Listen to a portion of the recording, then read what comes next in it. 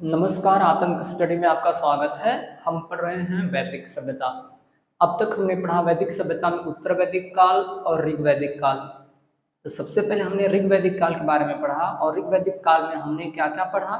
हम पढ़े वेदों के बारे में, जैसे कि हमारे चारों वेदों के बारे में, ऋग्वेद, सामवेद, अथर्ववेद और यजुर्वेद के बारे में। इसके बाद हमने पढ़ा कि उनके कौन कौन से ब्राह्मण ग्रंथ हैं, कौन कौन से आरण्यक हैं, कौन कौन से उपनिषद हैं, इनके बारे में हमने पढ़ लिया है। अब उसके आगे हम बढ़ते हैं। जो आर्यों का जीवन था इस समय, इस ऋग वैदिक काल में लोगों की आर्थिक स्थिति क्या थी, लोगों की जो आर्थिक स्थिति थी वह क्या थी। चलिए हम देखते हैं उनका आर्थिक जीवन कैसा था। जैसे कि हम लोग अभी भी निर्भर होते हैं, हम भी अपने जीवन यापन के लिए कुछ न कुछ करते रहते हैं। इसी प्रकार वह आर्य भी कुछ न कुछ किया करते थे अपने जीविका चलाने के लिए। जिस प्रकार हम लोग अपनी जीविका के लिए कहीं न कहीं जाते हैं, कोई न कोई व्यवसाय करते हैं, हम सरकारी नौकरी लेते हैं या हम प्राइवेट नौकरी करते हैं या हम किसी फैक्ट्री में जाते हैं या कोई हमारा खुद का व्यवसाय होता है, उसी तरह से उनका कुछ न कुछ तो रहा होगा उनकी जीविका के लिए। तो देखते हैं कि उनकी जीविका का मुख्य आधार क्या था। जिस प्रकार आज हिंदुस्तान में, पूरी दुनिया के मोस्ट ऑफ देशों में जिनका मुख्य आधार होता है कृषि का, उस समय भी उनका भी मुख्य आधार क्या था, कृषि था। तो हम उनका जो मुख्य आधार था आर्थिक जीवन का, जो उनकी अर्थव्यवस्था का, वो था पशुपालन एवं कृषि। पशुपालन एवं कृषि। अच्छा, ये दो उनके मुख्य व्यवसाय थे। इनके यह उनका गौण यानी मुख्य व्यवसाय था। ठीक है। तो हम देखते हैं सबसे पहले पशुपालन के बारे में। तो पशुपालन पालन करते थे वो लोग। तो सबसे पूजनीय चीज थी जो पशुओं में, वह थी गाय। सबसे पूजनीय थी वह गाय थी। पूजनीय पशु के रूप में वो लोग गाय को मानते थे। और गाय को अघन्या भी कहा उन्होंने। अघन्या, अघन्या कहते हैं जिसे मारा ना जा सके, मतलब जो मारने के लिए पैदा ना हो, मतलब जिसे हम मार ना सके, मतलब मार ना सके। एक तो यह तात्पर्य होता है कि जो मतलब अविजय होता है, मतलब जिसके ऊपर हम विजय नहीं प्राप्त कर सकते या जिसको हम मार नहीं सकते, मतलब उसकी ताकत कुछ अधिक है। लेकिन नहीं, ऐसा नहीं है। लेकिन कहने का अर्थ है कि जिसे मारने के लिए वो एलिजिबल ना हो, योग्य ना हो, मतलब जिसे मारना नहीं है। ठीक है। इसके बाद आते हैं कि अन्य पशु इसमें आते थे, इस श्रेणी में जो पशु आते थे और लोगों के बाद वो लोग गाय, बैल, भैंस, बकरी इत्यादि और घोड़ा इत्यादि के बारे में उनको जानकारी हो चुकी थी। ठीक है। अच्छा, गाय को वो इतना पूजनीय मानते थे कि गायों के लिए वो लोग युद्ध भी कर देते थे।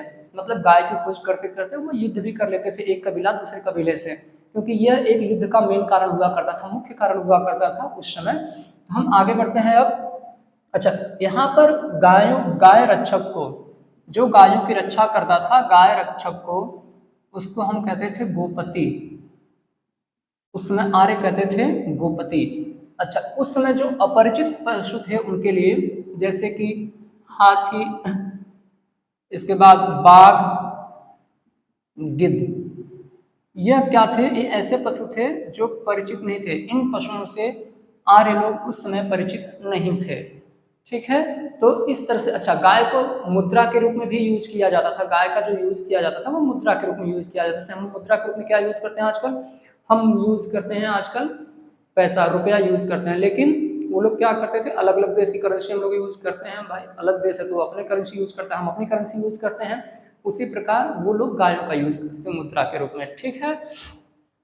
चलिए, अच्छा, सबसे महत्वपूर्ण बात यह है कि वो लोग पशुओं की प्राप्ति के लिए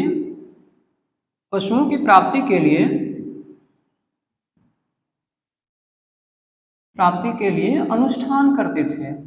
अनुष्ठान का अर्थ होता है कि यज्ञ करते थे। अच्छा, यज्ञ क्या है, अलग अलग प्रकार के यज्ञ होते हैं। अलग अलग प्राप्ति के लिए, अलग चीज़ों की प्राप्ति के लिए लोग पशुओं की प्राप्ति के लिए अनुष्ठान किया करते थे। ठीक है। सो इस तरह से हमें यह पता चला कि पशुओं में वह कितना विश्वास करते थे, मतलब गाय को कितना पूजनीय माना जाता था उस समय, और उसे अघन्या कहा जाता था, और इसकी रक्षा करने वाले को गोपति कहा जाता था। ठीक है। अब हम देखते हैं कृषि के बारे में आगे कि कृषि का क्या था। अच्छा, सबसे मुख्य जो व्यवसाय था, मतलब एक तो यह व्यवसाय हो गया पशुपालन, जो दूसरा व्यवसाय था, मुख्य व्यवसाय था, वह था कृषि। तो कृषि के बारे में हम देख रहे हैं। कृषि आजकल भी बहुत से देशों में कृषि मुख्य व्यवसाय के रूप में है। जिस प्रकार से हमारे देशों में दोस्तों है कृषि एक मुख्य व्यवसाय के रूप में है, उसी तरह से उस समय के लोगों के बारे में मतलब उस समय के लोगों के लिए भी कृषि जो थी वह मुख्य थी, एक मुख्य व्यवसाय था। ठीक है, तो चलते हैं। कृषि के लिए वो लोग लकड़ी के हलों का प्रयोग करते थे, लकड़ी के हलों का प्रयोग करते थे। इसके बाद अच्छा, इस लकड़ी के हलों को लांगल कहा जाता था, लांगल। अच्छा, अधिकतर जो कृषि हुआ करती थी ना, वह वर्षा के ऊपर निर्भर हुआ करती थी, वर्षा के ऊपर निर्भर हुआ करती थी। क्यों? क्योंकि आजकल भी हम वर्षा के ऊपर निर्भर हैं, आजकल हम लोग भी वर्षा के ऊपर निर्भर हैं। क्योंकि देखते हैं अधिकतम समय पर अगर बारिश नहीं हुई उस समय हमारे मानसून सीजन में, तो क्या होता है, मानसून सत्र में यदि बारिश नहीं हुई तो क्या होता है, धान की जो फसल होती है उसमें पैदावार की कमी आ जाती है, डिफिशिएट आ जाता है। तो उस समय लोग सबसे अधिक निर्भर किसके ऊपर हुआ करते थे, वर्षा के ऊपर, तथा और ऑप्शनल जो हुआ करता था वो नहर भी हुआ करती थी। ठीक है, दो चीजें हैं। अच्छा, ऋग्वेद में जो है कृषि का जो उल्लेख है वह चौथे मंडल में है। ऋग्वेद के चौथे मंडल में, चतुर्थ मंडल में कृषि शब्द का यूज किया गया है। और कृषि शब्द का यूज ये पूछता है कि कृषि शब्द का जो यूज है वह कितनी बार हुआ है, तो वह 24 बार हुआ है, 24 बार हुआ है। अच्छा, उस समय शिल्पकार हुआ करते थे, व्यवसाय। अच्छा, उस समय किसी भी व्यवसायी को छोटा नहीं कहा जाता था, किसी भी प्रकार का वह बिजनेस करे, किसी भी प्रकार का वह व्यवसाय करे, जैसे कि आजकल कोई भी बिजनेस बड़ा या छोटा नहीं होता है, उसी प्रकार उस समय भी कोई भी बिजनेस बड़ा या छोटा नहीं हुआ करता था। तो देखते हैं सबसे मुख्य जो व्यवसायी था, सबसे मुख्य व्यवसायी वो बढ़ई हुआ करता था, बढ़ई,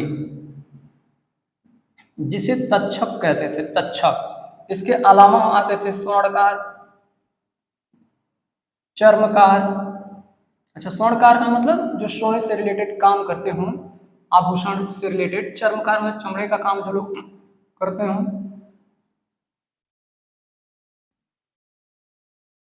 तथा कुंभार, ये 3 लोग थे। बढ़ई को मुख्य माना जाता था, एक मुख्य व्यवसाय के रूप में। लोग लोहे से अपरिचित थे, लोग लोहे से अपरिचित थे, तथा तांबे एवं कांसे को लोग अयस कहते थे, अयस। तांबे एवं कांसे को लोग अयश कहते थे। अच्छा, आर्थिक जीवन के बारे में हमने इतना तो पढ़ा, लेकिन हमने ये नहीं पढ़ा, हम ये बताना चाहेंगे कि वो लोग जो मुद्रा यूज कर मतलब जो क्रय विक्रय करते थे ना, वो वस्तु विनिमय के आधार पर करते थे। वस्तु विनिमय का मतलब ये होता है कि वस्तुओं की अदला बदली, आप ये चीज़ लीजिए, मुझे दूसरी चीज़ दीजिए, मैं आपको चावल दे रहा हूँ, आप मुझे गेहूँ दीजिए, इस प्रकार वस्तु विनिमय इसे कहते हैं। विनिमय का मतलब होता है अदला बदली। तो वह जो व्यापार होता था वह वस्तु विनिमय के आधार पर होता था। जो क्रय विक्रय होता था, हम इस तरह से कह सकते हैं कि जो क्रय विक्रय होता था वह किसके आधार पर हुआ करता था, वस्तु विनिमय प्रणाली थी, वस्तु विनिमय प्रणाली थी। इस तरह से इन लोगों का आर्थिक जीवन था। आगे हम पढ़ेंगे सामाजिक जीवन के बारे में आर्यों के। तब तक के लिए अगले वीडियो पर हम मिलते हैं।